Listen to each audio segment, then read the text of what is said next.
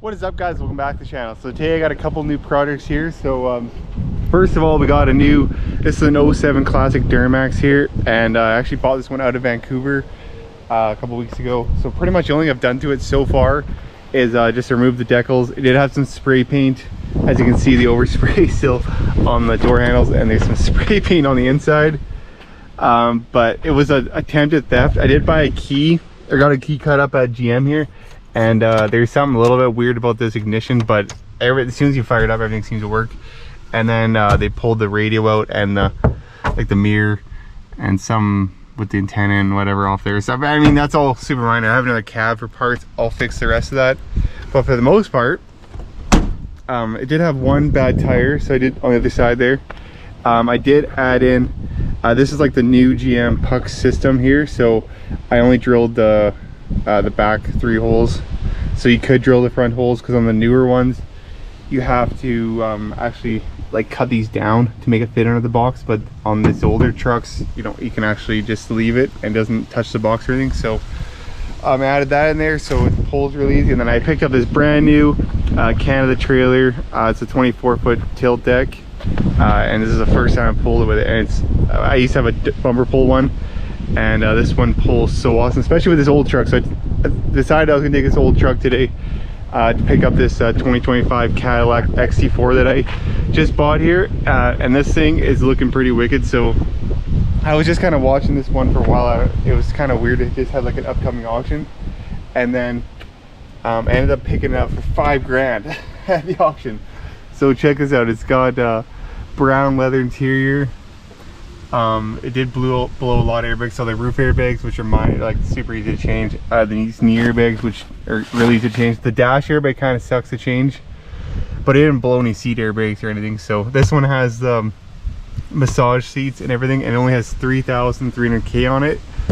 So pretty much the only damage is kind of on the front here. I'll show you in a second. And then also it has one little scuff right here, which is, I guess it did kind of dent it, but just barely. There is something weird going on with these rear tires. Like for whatever reason, I don't know if it's the loader guys or when they were hauling it, but I filled it up and then it was right here. This one was leaking, like it almost got rubbed through. Like they're like brand new tires. And then also this molding is missing, which is kind of weird because this door and everything is fine. There is a little bit of a scratch right here, so maybe it caught that molding and ripped it off, but the back is pretty much, I don't know, it's all mint in there. It looks like brand new. I don't think there's any damage on the back. I was kind of worried, like I'm like, maybe there's something on the roof, maybe, I'm not really sure. And then same with this side, there's something really weird going on with these tires. So look at this, it's like something was rubbing on it, and like, look at that. So hopefully they didn't like drag it and like wreck the transmission or something on it. But I guess we'll find out once I get it pulled apart. So on top here, everything looks really awesome for the rear, and same with this like rear door. I think this one's pretty much untouched, but the front door, it pretty much just has like this little bit of damage right here, which is actually not too bad. And then the front fender, this door is actually good, but just kind of scratched up from that mirror being broke off and just rattling up against there. And then for the front, it didn't actually hit any of the structural stuff, so it just kind of just barely touched that. So it did wreck my harness there, but I think the frame rails and everything are fine. Like it didn't really wreck too much. I'll have to change this front bar. There's one little nick right here, and this fender, but the rad support and everything on this thing is fine. I haven't fired it up yet because the battery's dead, but everything under here, for the most part, like radiator support and everything, looks pretty much fine. So far it looks pretty good for $5 grand. I don't think it'll be too bad to fix. I just got to change these the radiator support and some stuff on the front, and then I was kind of looking underneath it, and everything else looks for the most part fine. This rear wheel is kind of weird. Like it almost looks like it's turned out. Maybe it got bumped in the alignment is off or something, but I'm not really sure on that. So anyways, back to the old LBZ here. On this side, everything's pretty much good. I do need to get a new set of tires for it because here's the front tire. But look, check this thing out. I got this thing for 4,000 bucks at the auction plus fees, and then I got it shipped out from Vancouver, which is about 1,700 bucks. So I think it was about just under 7 grand delivered to my door. And I mean, pretty much for like, I put 2 new batteries in it and it fired it up. So it'd be pretty sweet, just shop truck to have around, maybe do a couple of things to it, but nothing crazy. I'm just gonna use it to tow this trailer around for a bit while my other trucks are down. So anyways, I'm gonna pull this car into the shop here, and this one's also a tilt deckless trailer, and then we can just tilt it, or we'll see what's on the hoist there. I might just lift it off, but I'd like to wash this all up, maybe give a good look underneath and make sure everything else underneath here looks good, and see if we can get it fired up. Looks like the front windows are actually tinted already, but this interior is super sweet. So anyways, we'll back it into the shop there and pick it off with the hoist. Okay, so I got it up on the hoist here, and I can see what's wrong with this rear wheel here. Looks like the loader guy hit this part right here. You can see it's bent, and then his fork or whatever. So I don't think this one's bent.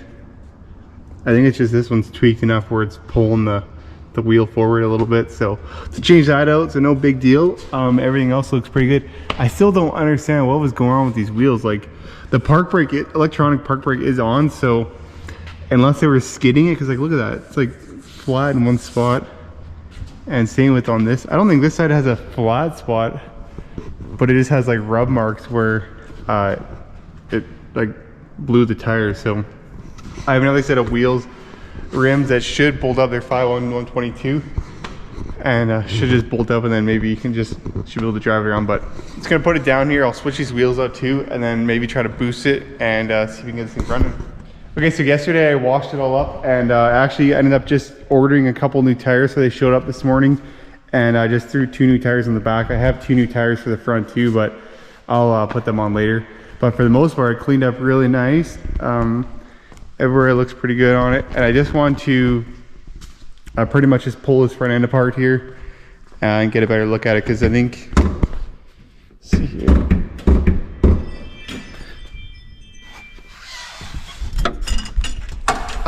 For the most part, I threw a new battery in there, and I do actually, all the parts showed up here this morning too, so I have a ton of parts for it. So I'm pretty much just going to take it apart. I would like to throw the radiator and the condenser and everything in there, and then I can recharge the AC, fill it full of coolant, and then we can fire it up, because I just put the new battery in it, so it should all work, and then make sure everything else.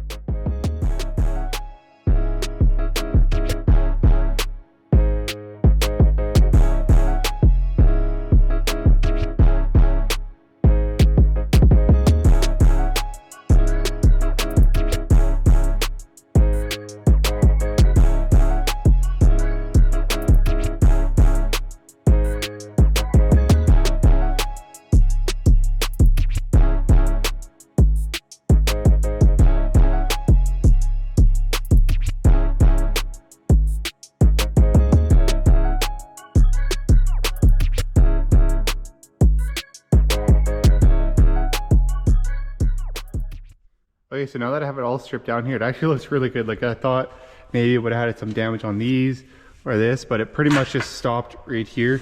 You can see this is actually aluminum. It just kind of holds the bottom of the radiator. So I'm just going to pretty much install the new radiator, the fan shroud. I do need this just kind of like inlet too for the intake, but besides that, everything looks really good. I actually thought this was bent originally, but it's like perfectly curved and it's not touched anywhere. So it just has kind of a weird curve in it from factory, but that all looks good. There is a little bit of, actually it's right here, but I'm pretty sure I should be able to, this actually doesn't hold anything. It's kind of strange damage, but I'm pretty sure I could be able to heat that up and just straighten it out and weld that end up.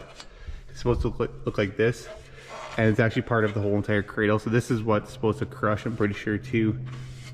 But everything else looks pretty great. Didn't wreck any of these tubes or anything. And same with the AC and stuff. So I'll let's go ahead and throw these radiators, condenser in, and the fan, and I guess I can probably just fill it up with coolant and we can fire it up.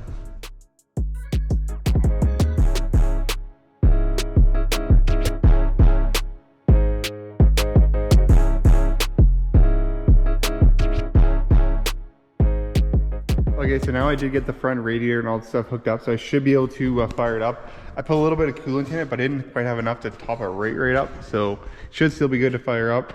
But I mean, for the most part, everything on the front here is pretty much good. The only thing I have to fix is this little piece right here, and worst case, if I can't fix that, I'll just change that lower cradle, and then it's going to be this piece on right here, which I'll probably just section it. I think you can section it like right here or something. I might try to like straighten it out, but I'm not sure if that will come out or not. Although you can get in here, it is hollow, so maybe I could stick something up there and straighten that out. I'm not too sure, because it doesn't actually go past here, so it doesn't, like, that's still straight there. But for the most part, everything else should be good, and we should be ready to fire it up.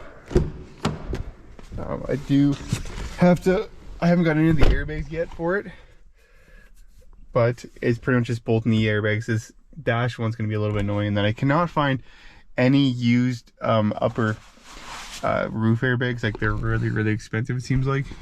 And then same with this steering wheel airbag. I'm not sure if they changed it up on this model year or not, but there is another little code on the airbag I'll show you here in a second that you can look up for part numbers that'll kind of mismatch two different vehicles. But anyways, see if this thing will fire up here.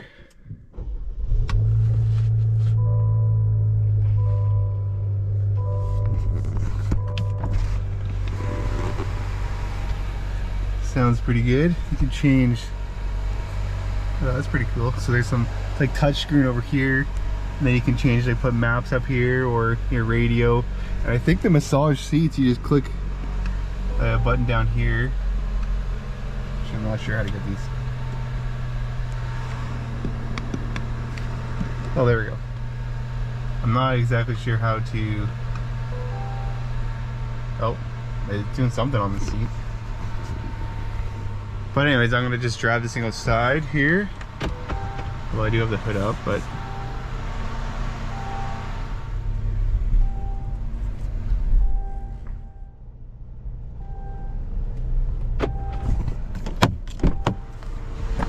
all right, so it does finally move again here, and sounds pretty good, except for the fan is running. But I got a few connectors on the front there disconnected, so usually whenever unhooked, it just runs constantly. It is a tad bit low on coolant, but there is enough in there that should be staying cool. So pretty much just going to be waiting for a few more parts here. I do need to get the seat belts out and sent away.